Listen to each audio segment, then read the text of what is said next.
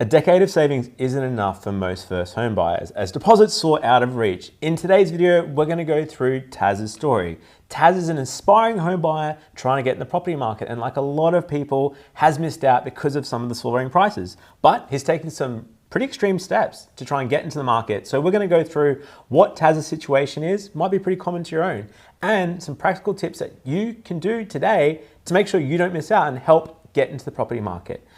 So let's jump in. Going through Taz's situation. Such a huge portion of money that you need behind you, and my fiance and I don't have that as yet, so we are looking to reduce rent, and being able to live with mum and dad is a cheaper option for us.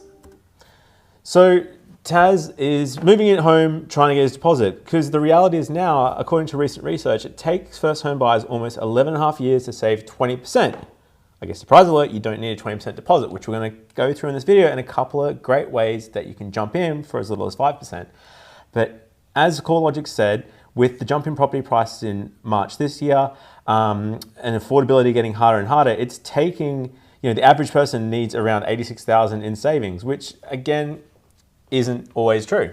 And I think we've seen this more recently, particularly with house prices soaring. That affordability piece has really got out of hand. I know deposits are taking longer to save, and particularly if you are trying to get to that 20% mark, it makes it a huge challenge to meet that ability. And we will go through some other schemes that are available, potentially ways you can get your deposit together and avoid even mortgage insurance, or maybe seeing it as an opportunity cost to get in the market with less than a 20% deposit. So back to Taz's story.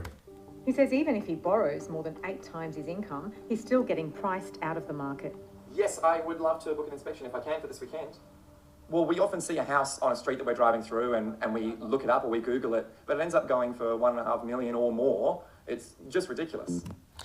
And this isn't an uncommon thing at the moment. Like with property prices going up every month, even in Brisbane, we're seeing places sell without a price on there. It feels hard, it just feels unfair, which probably brings me to the first tip of the video, and that's looking at the next suburb along. So this is a pretty straightforward strategy. You might be wanting to live in an area near your parents, for example. You might want to sort of buy there. Nathan, do you want to explain how it works and what you can do? Yeah, now, as the tip suggests, just looking at the next suburb across. So for example, if you're looking in an area, so let's say you're looking north of Brisbane, in an area like Mitchelton, the average sort of price for a 2 or 3 bedroom property might be in that 8 to 850 range at the moment, maybe even higher. And that's where you might look at, somewhere a little bit further away from the city, like Albany Creek or even Eatonsill or whatnot, where you're going to find that price point will start to reduce. You might be able to get in at 600,000 or 700,000. Yeah, CoreLogic actually did some numbers on this. This is about 2 years old, this data, but it gives you a sense, if you're looking at Paddington, look at the Gap, which is literally the suburb next door, and save $500,000. Ashgrove, you'd love to live there, but Mitchelton's $300,000 cheaper, and so on. So it's a really simple and straightforward strategy that you can look at. Just check out the next suburb along to potentially get in the market and get something cheaper. Because like Taz said, it's $1.5 million for a house in Maroochydore potentially, but if you look a bit inland, it could be a bit cheaper and a bit more affordable. Which brings us to our next tip: it's not always your forever home. Do you want to explain that, Nathan? Yeah, once again, if you are really set on being in an area, instead of maybe looking at houses, you might look at townhouses, you might look at units. Think of it as a stepping stone. So sometimes in these situations, you might be really caught up on an area like Maroochydore, a house, your forever home. But if you view it as more of a stepping stone and getting in the market for the first time, then that's where you can have a bit of a shift in your thinking and not be so set on the exact area that you need to be in. And even if you do look at the next suburb over, you can also, once again, think of it as a stepping stone. So you can buy it and then potentially rent it out in the future and then live where you want to live by renting. We call that rent vesting, and we'll go through a bit more details around that later.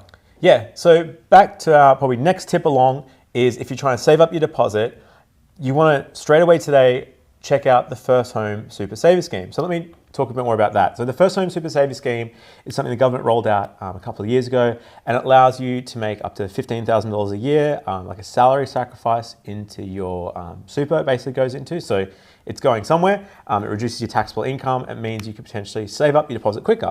So for example, and I'll include this link to this calculator below. If you're on 70,000, you do the maximum salary sacrifice of sort of 15,000.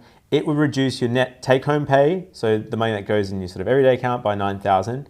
But by doing this, instead of putting it into a normal savings account that most people do, it means you'd actually have $5,611 more savings after 2 years. So using the First Home Super Saver thing. So it's a really effective scheme. If you drop to 8,000, that can help you effectively save up quicker and get into that home quicker.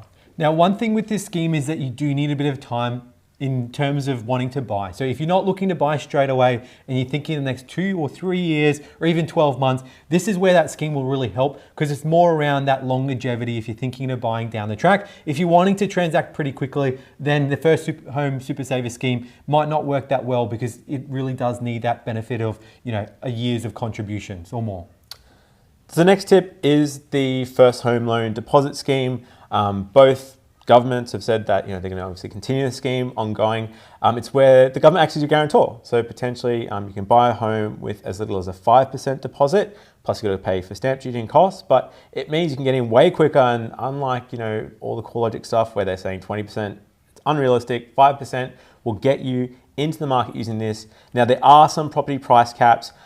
So for example, I had a look on the Sunshine Coast, where Taz is, and 600,000 is kind of the home price cap there. It's different depending on where you are, which is pretty good. But the other thing that's also exciting is the regional First Home Loan Deposit Scheme that's getting brought out. So potentially, I guess as an extreme example of the next suburb along, you could potentially look at utilizing this scheme to get the property market, and potentially looking a bit further out where prices might be a bit cheaper, might have a little bit more of a commute to work, but if it's between getting into a home and not, it can really help.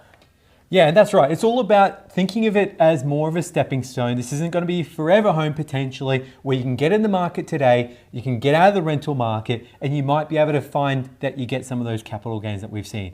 Now, remember, it's always about the long term. So if you can buy and hold the property for a long period of time, that's where we see you get more of those cycles and the benefits. But once again, these schemes are good if you can get that price cap down.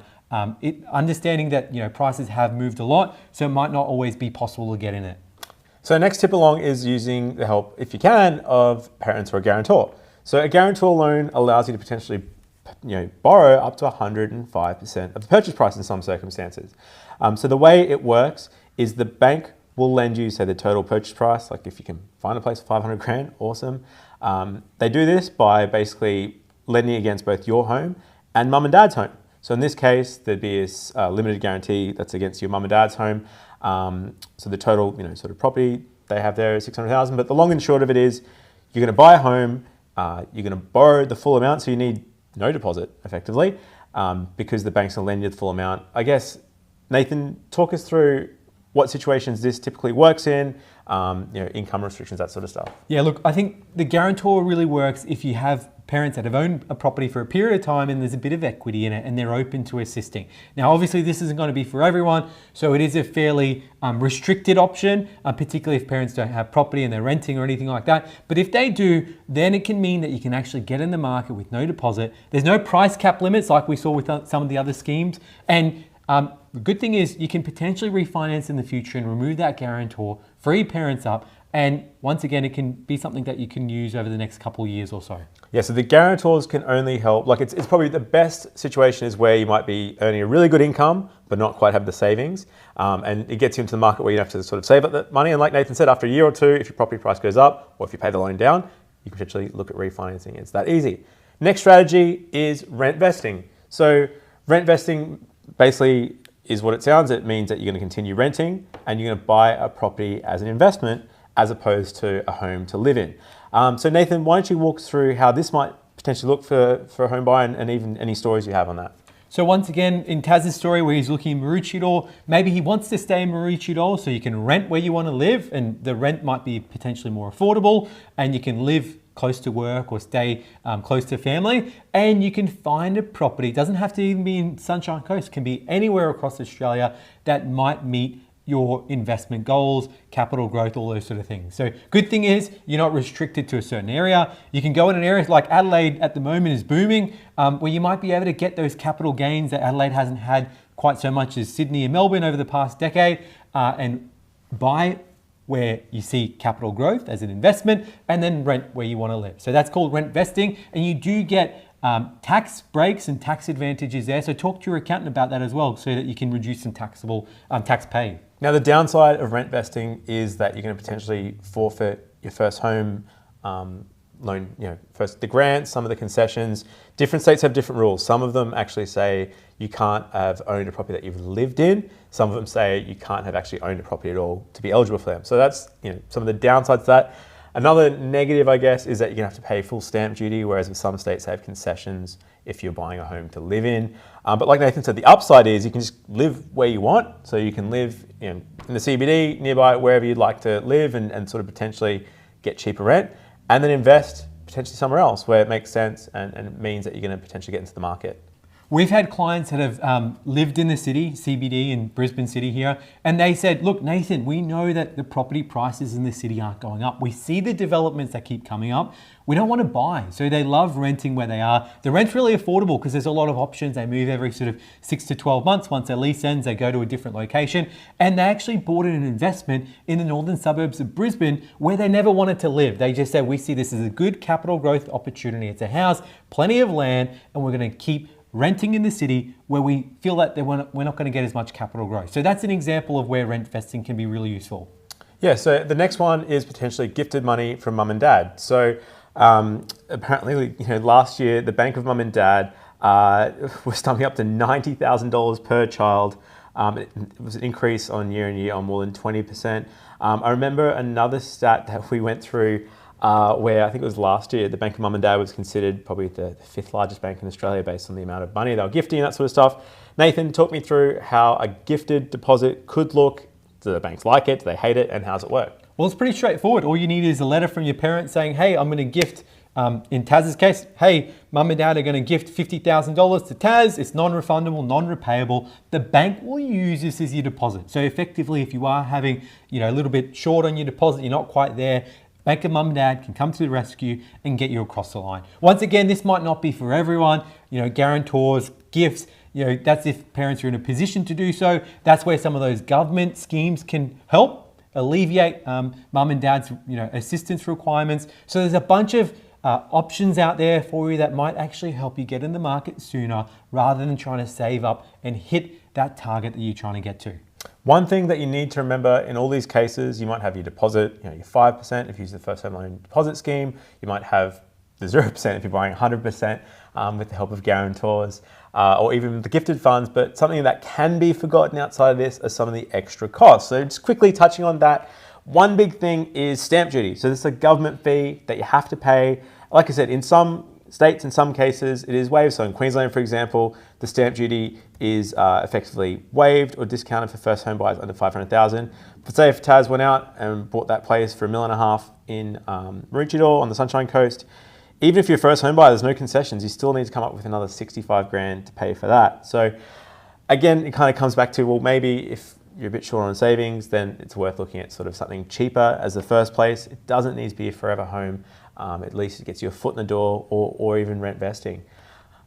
So that's it for today, guys. Remember, if you're first homeowner out there, there's plenty of options available. We help with first homeowners right across Australia. So we're mortgage brokers based here in Brisbane, but deal with people Australia-wide. So if you're looking for a mortgage broker and need assistance with getting a loan approved, simply call us on 1300 088 065 or visit us at huntergalloway.com.au and we'll see you next time.